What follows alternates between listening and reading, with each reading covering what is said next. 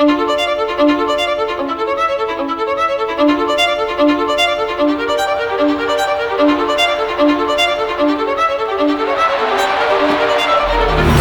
the best in the world. End of story. What's up? Ladies and gentlemen, Mr. Luke Stoltman. We're going to get official proclamation in just a moment.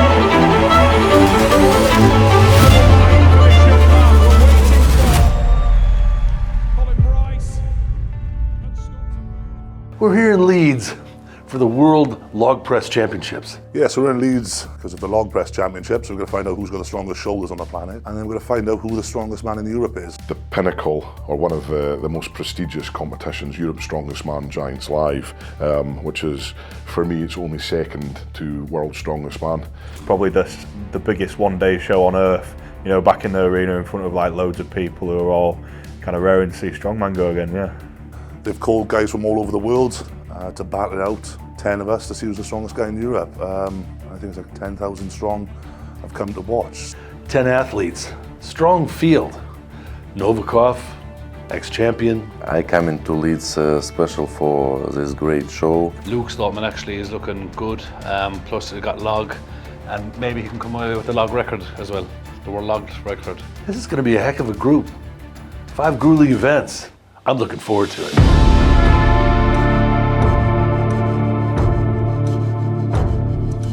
So event 1 is World Log Lifting Championships, and right here on a wooden log, it's not always done on a proper wooden log, we're going to be going for it. The weights are going to start really high. Event 1 at Europe's Strongest Man is the max log press. So it starts off with, I think, 180 kilos, which is absolutely huge. The log is massive itself, and you just come out and you press until you fail. Personally, I think probably Luke has the best chance if he's fit. It's a technical lift at the end of the day. You've got to be strong, but any overhead pressing, usually, if you're a very technical lifter, you've got more chance of getting it. A lot of guys were struggling with the 180 kilos, but the thing is that when you come to these competitions, it's a competition and variables change, circumstances are different, environment's different. I think log, with being such a technical lift, it's one of them things where if the pressure does get to you, usually you can be overcome with that. Opening weight, 180 kilos, and 7 people failed 180 kilos. Log lift for max, and for me it's not a good event. It's not bad, but my knees in log lift feel not good. I feel pain, really strong pain. I need to work my shoulders and all my body and save my knees. And I would admit that the 180 probably wasn't as comfortable for me as normal too. The max log should be mine. I should get first place in that. Obviously, Graham Hicks, fantastic log presser. So hopefully Hicks is on point tomorrow. I know he's got a bit of an injury. Hopefully that's subsided and he's kind of full fit, and we can have a real battle between the both of us.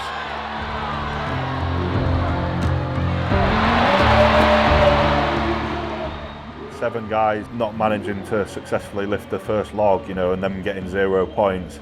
From the off, the first 3 who obviously made that lift, Hicksy, Novikov and Luke, sort of established that early lead. And the thing is that in a one-day show with only 5 events, with obviously 1 event down, if you've got 7 guys who've zeroed and you're immediately in kind of a 9-10 point lead, then you pretty much know that you're on the podium, unless something goes really, really wrong. So them 3 early on sort of established that, they were the guys to come here and make the podium. Yeah, the opening weight was 180 kilos. I stepped up.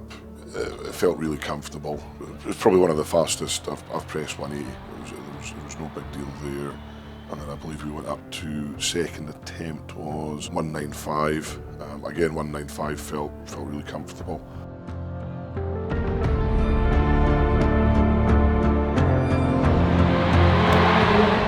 It was just Hicksy and myself that pressed to 195. Everyone knows what an awesome presser Hicksy is. Just incredible shoulder power, incredible pop. Yeah, pretty cool to be one of those 3s. But for me, the last, my attempt in the 207, I should have got that. I should have pissed that. But unfortunately, it's one of those things. I'm not gonna beat myself up. It's a learning curve. So for me, every show I do now, I'll have a pair of sunglasses in my bag. It's simple. It's those mistakes that can be easily cut out.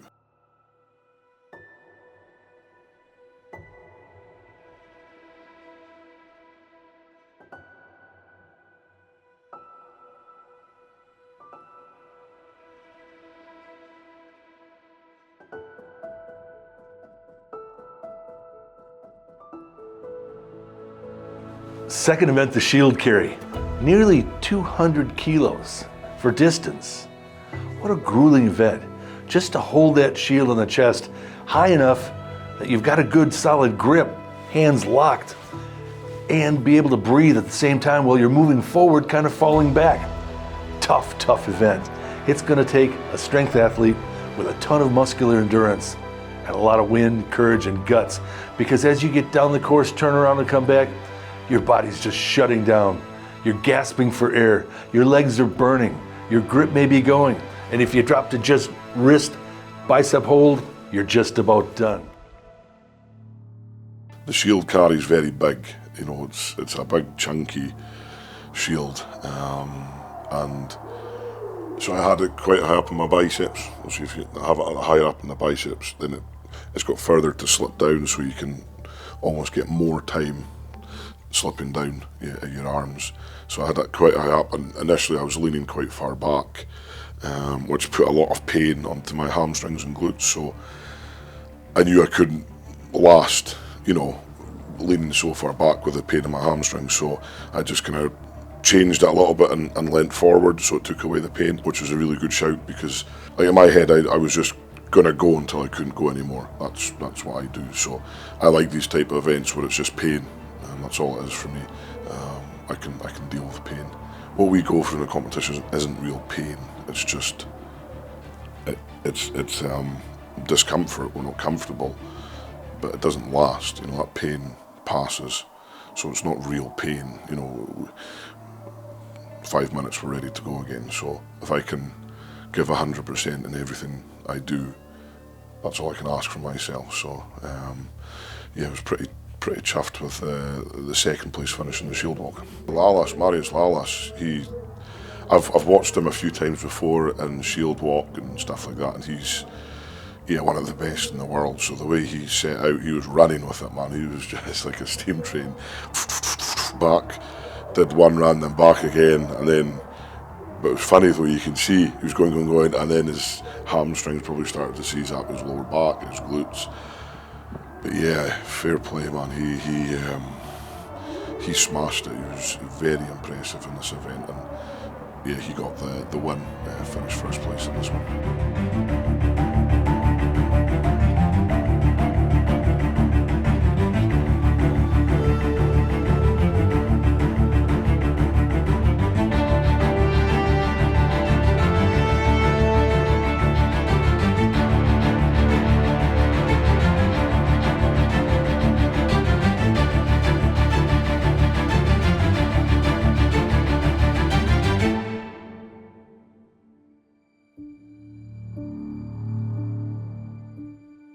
Event 3, axle deadlift for reps.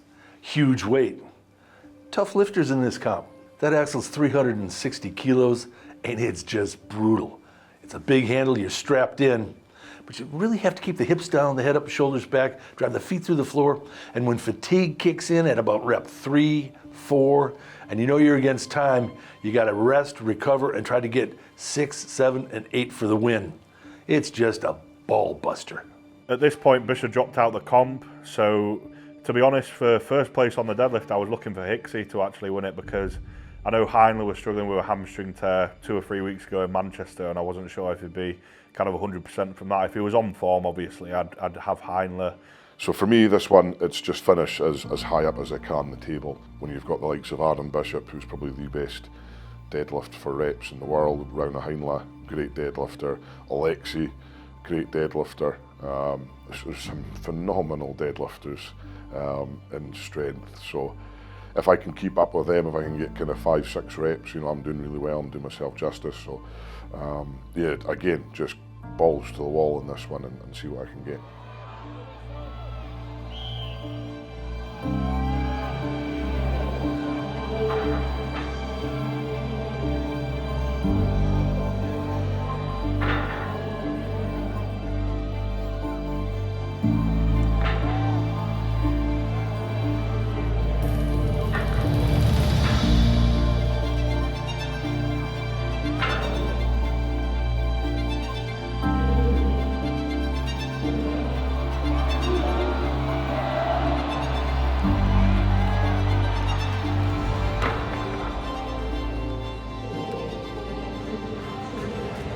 Event 3 was the axle deadlift for reps, 360 kilos. I wanted 6 reps. That's what, if I could have got 6 reps, that would have been really, really good points for me. And I think that is there. The way, I don't know what happened, but the way I was pulling, I was feeling a lot of pain in my inner pec. I don't know if it was cramp, but like in the 3rd rep when I pulled it, it just started to kind of spasm a wee bit. So I could have maybe squeezed out another rep or maybe another 2 reps, but I knew the reps I needed was 6 reps to get good points. So for me, finishing with 3 reps or 5 reps would have been the same result. I think I was 4th from bottom or 3rd from bottom in this one, so I still got some points, which is the main thing for me. But with the guys, Rowna, Heinla smashing them out, he's a beast in deadlifts. And then Hicksy as well. I think I was in front by 2.5, no, a point. I was a point in front of Graham after the axle deadlift going into the car walk.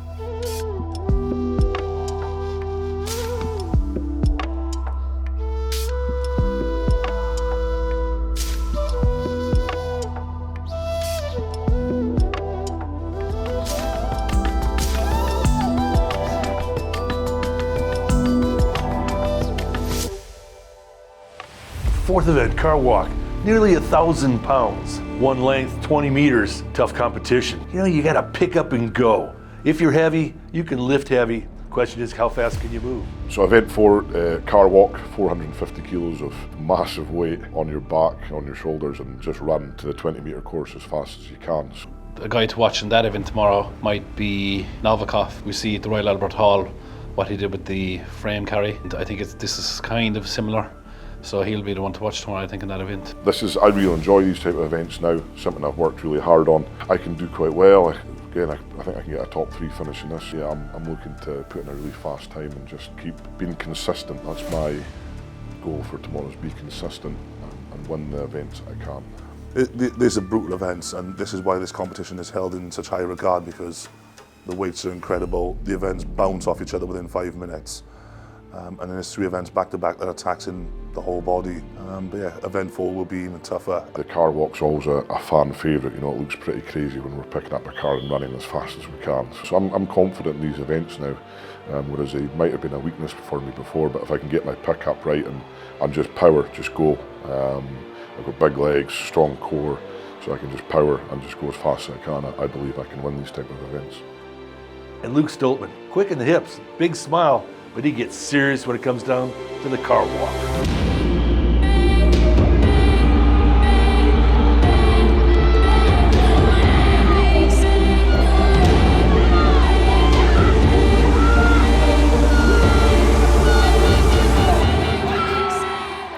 Luke's yoke has improved a lot, especially that car walk yoke. It's hard and he put in a really good time, but you know, he's been doing really well on the yokes at Worlds. His training's been going really well, so I wasn't surprised to see him do that well. You know, he's a very, very good yoke runner now. That put me in quite a commanding position going into the last event. I think I was in 2.5 points in front of second, in front of Alexei, going into the last event. So it was mine to lose, basically, going in the stones.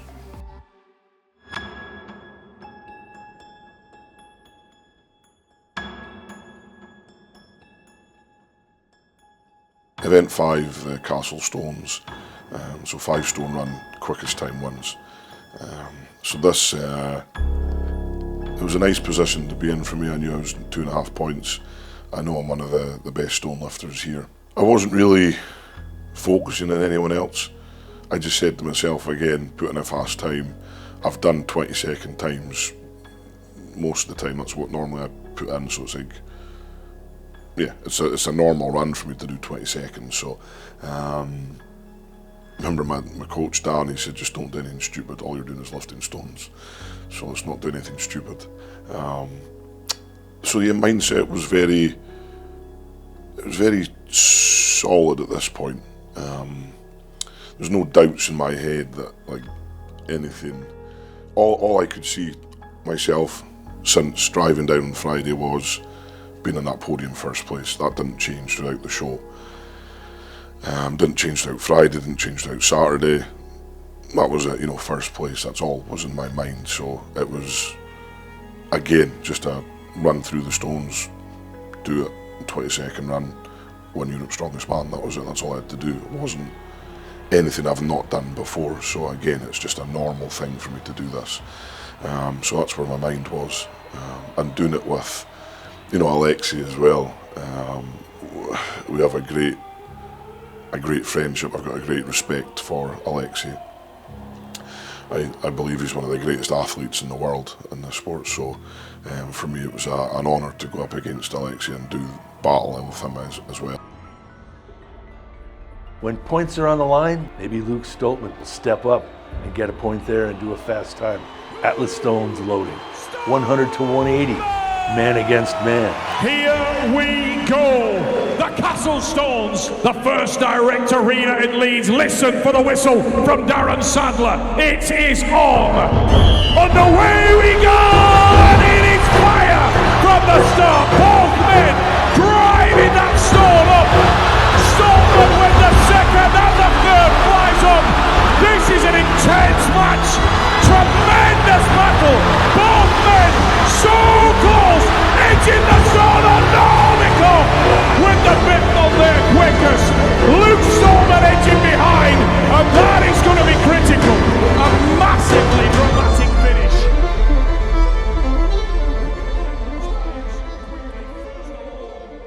You know, thankfully the vision worked. You know, I managed to come second in stones. Alexi won stones, and then that gave me first place in the podium and Europe's Strongest Man.